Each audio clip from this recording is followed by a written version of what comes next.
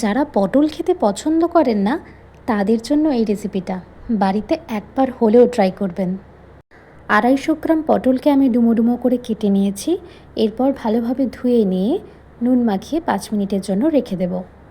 এরপর কড়ায় তেল দিয়ে তেল গরম হলে তাতে পটলগুলো দিয়ে দেব, সাথে দেব 2 কোয়া রসুন। সব কিছুকে হালকাভাবে ভেজে নেব।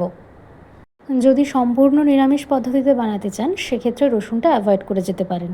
পটলগুলো হালকাভাবে ভাজা হয়ে যাবার পর আমি একটা বাটিতে তুলে রাখবো ঠান্ডা হওয়ার জন্য।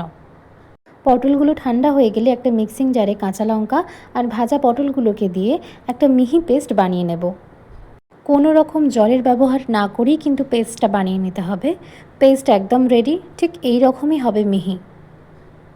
এরপর কড়া বসিয়ে কড়া গরম হলে তাতে দিয়ে দেব বেশ কিছুটা পরিমাণে সরষের তেল। এরপর তাতে ফোড়নে দেব শুকনো লঙ্কা আর কালো জিরে। ফোড়নটা খুব ভালোভাবে পাকিয়ে নিয়ে পেস্টটা দিয়ে দেব। পেস্টটা দিয়ে অনবরত নাড়তে হবে, না হলে কড়াই লেগে যাওয়ার সম্ভাবনা রয়েছে। এরপর সামান্য একটু হলুদ আর খুব সামান্য পরিমাণে চিনি দিয়ে আবারও পেস্টটা খুব ভালোভাবে নাড়াচাড়া করতে হবে। আরও সামান্য কিছুটা তেল দিয়েছি, কারণ তেলের প্রয়োজন হয়েছিল তাই। আমি এখানে আর কিন্তু নুন ব্যবহার করিনি। আপনাদের যদি প্রয়োজন হয় সেক্ষেত্রে ব্যবহার করতে পারেন। এটা নাড়তে নাড়তে যখন কালচে রং হয়ে আসবে আর কড়া থেকে একদম ছেড়ে আসবে তখন বুঝতে হবে এটা রেডি হয়ে গেছে। গরম ভাতে এটা খেতে দারুণ লাগে। আর আজকের রেসিপি কেমন লাগলো অবশ্যই কমেন্ট সেকশনে জানাবেন।